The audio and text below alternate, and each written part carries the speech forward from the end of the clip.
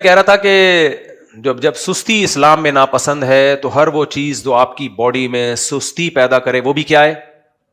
تو اب خانقاہوں میں پہلے زمانے میں ونس اپون اے ٹائم روزے رکھوائے جاتے تھے، اب لنگر پہ لنگر آ رہا ہے، کھائے جا رہے ہیں، اتنی موٹی موٹی گردن، کولیسٹرول کے پورے گول ڈبے. بار بار میں کہتا ہوں فطرتاً اگر کوئی بھاری جسم کا ہے تو وہ اللہ کی طرف سے. بعض ایسے اہل اللہ ہیں، بزرگان دین ہیں، بہت تھوڑا کھاتے ہیں، جسم بہت بھاری ہے. ایسے صحابہ بھی تھے، تابعین بھی تھے. وہ کس کی طرف سے ہے بھائی؟ وہ اللہ کی طرف سے. میں اپنی دادی کا تذکرہ کرتا ہوں نا اکثر، میری دادی بہت بھاری جسم تھا لیکن بہت تھوڑا کھاتی تھی، روزے رکھتی تھی، قدرتی طور پہ جسم بھاری تھا. وہ تو ہوتا ہے. یہ موٹاپا برا نہیں ہے، یہ تو اسٹرکچر ہے. کسی کا اسٹرکچر باریک ہے، کسی کوئی موٹا ہے، کوئی، یہ تو اللہ کا بنایا ہوا ہے. وہ موٹاپا جو کھانے کی وجہ سے ہوا ہو وہ اسلام میں برا ہے.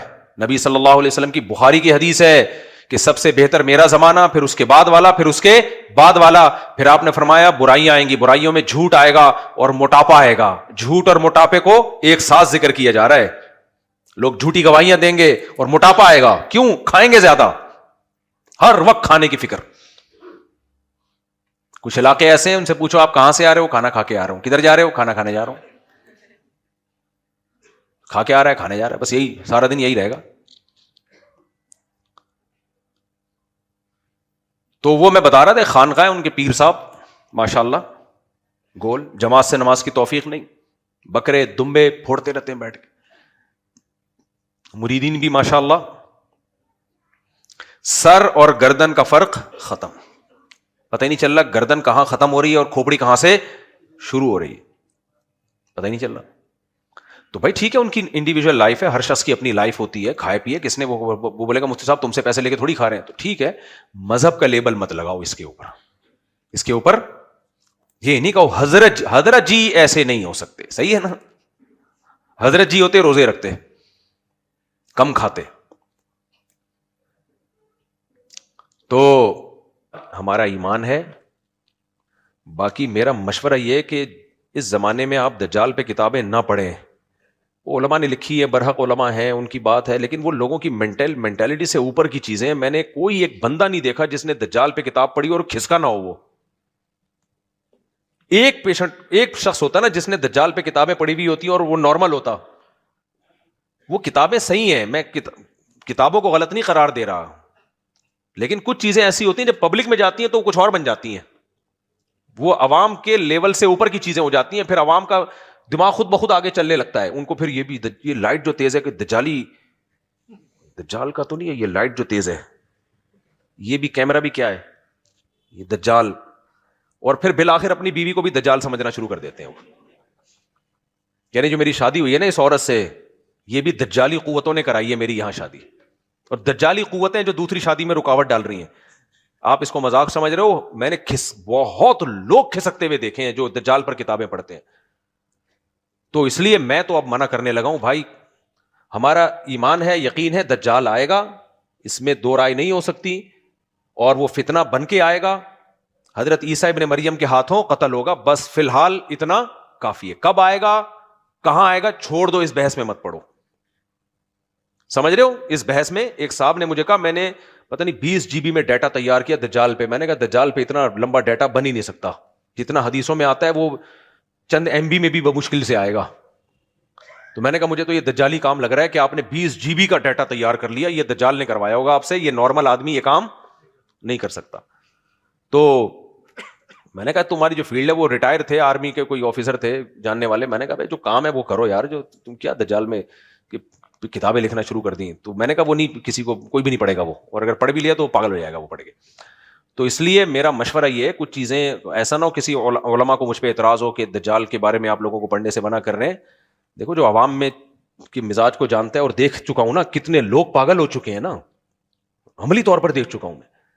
حضرت مولانا شرف علی تھانوی رحمہ اللہ تعالیٰ کو ہم اپنا پیر و مرشد مانتے ہیں، اپنا بزرگ مانتے ہیں، ان کا دفاع بھی کرتے ہیں. ان کی بعض تصوف پہ کتابیں ایسی ہیں جو بالکل ٹھیک ہیں، لیکن ان کتابوں کو پڑھ کے لوگ پاگل ہو گئے. میرے شیخ حضرت مفتی رشید احمد صاحب رحمہ اللہ تعالیٰ سختی سے منع کرتے تھے حضرت حکیم علامہ کی، میں نام نہیں لے رہا کتاب کا، اس وقت ذہن میں ہے بھی نہیں، ہوتا بھی تو بھی نام نہ لیتا، کیونکہ جس چیز سے روکا جائے لوگ جا جا کے وہی مارکیٹ سے خریدنا شروع کر دیتے ہیں۔ تو میں نے اپنے شیخ سے بھی سنا کہ وہ فرماتے تھے حکیم الامہ کی فلاں کتاب ہے، تصوف پر ہے، وہ لوگوں کی مینٹل لیول سے اوپر کی چیز ہے۔ فرمایا کئی لوگ پڑھ کے پاگل ہو گئے، وہ ان کو سلوک کے منازل میں 17ویں منزل پر 13ویں منزل پر ہوں، میری یہ کیفیات میری عجیب سے پاگل ہو جاتے ہیں بالکل نا۔ تو ہر چیز ہر ایک کے پڑھنے کی نہیں ہوتی، تو اس لیے دجال پہ کتابیں مت پڑھیں، اس سے اتنا ایسا کھسکتے ہیں لوگ، اتنا کھسکے ہیں، ایک ہمارے جاننے والے وہ سمجھ نہ جائیں کہ میری بات ہو رہی ہے، لیکن وہ اتنا کھسک گئے ان کو پتہ ہی نہیں چلے گا کہ میری بات ہو رہی ہے۔ اچھا بھلا آدمی تھا وہ، شریف شرفا، میں اس کا پیشہ نہیں بتاؤں گا ورنہ وہ سمجھ ہی نہ جائے کہیں کہ میری بات ہو رہی ہے۔ میں جا کے جامع ترشی جب جانا ہوتا ادھر بیٹھا کرتا اس کے ساتھ، اور پھر میں نے ایک دن دیکھا وہ تو بالکل پاگل ہو گیا ہے، وہ اپنی ساری پراپرٹی بیچ رہا ہے کہ دجال آنے والا ہے سب کچھ۔ میں نے کہا بیڑا غرق کر رہا ہے، پھر اتنا حالات خراب ہو گئے۔ ایک نیسلے کمپنی میں اچھی بھلی جاب تھی ایک آدمی کی، بلکہ جاب نہیں، اس کا اپنا بزنس تھا، ہوتی ہے نا فرنچائز لے لیتے ہیں یا برانچ کھول لیتے ہیں، داڑھی والا آدمی، یہ بات ہوگی 2011-12 کی، نیک آدمی، اچھا بھلا بزنس چل رہا ہے، مدرسوں کے ساتھ تعاون بھی کرتا تھا ٹھیک ٹھاک، میری دوستی اسی سلسلے میں ہوئی کہ بہت تعاون کرتا تھا مدارس کے ساتھ۔ وہ کوئی دجال پہ کتاب پڑھی ہے اس نے، وہ اپنی کمپنی بند کر، کہتے ہیں یہ نیسلے نا دجال کا وہ ہے، اور اس میں پتہ نہیں کوئی جرسومے ڈالے جا رہے ہیں اولاد روکنے کے۔ وہ پورا بزنس ہی اس نے بند کر دیا اور پھر روڈ پہ آ گیا بیچارہ۔ تو کہتا ہے یہ تو دجالی ہے یہ نیسلے۔ میں نے کہا نیسلے کا دجال سے کمپنی ہے، بس اتنا ہے یہ، ٹھیک ہے نا، جیسے ملٹی نیشنل کمپنیاں ہوتی ہیں بہت ساری، اس کا دجال سے کوئی دور دور کا تعلق۔ آپ اس کمپنی پہ اعتراض کر لو کہ اس کی قیمت زیادہ ہے، یا آپ کے خیال میں وہ پانی صحت مند نہیں ہے، جیسے جتنے بھی یہ پانی آ رہے ہیں آج کل منرل زیرو کر دیتے ہیں، پھر اس میں آرٹیفیشل، اس طرح کے میڈیکلی اعتراضات کسی ڈاکٹر سے بھی، وہ بھی ویلڈ ڈاکٹر سے، ہوائی فائرنگ مت کرو۔ کوئی ایسا اعتراض بنتا ہے تو کرو، نہیں بنتا تو نہیں کرو، ایسے تو بہت ساری کمپنیوں پہ ہوں گے۔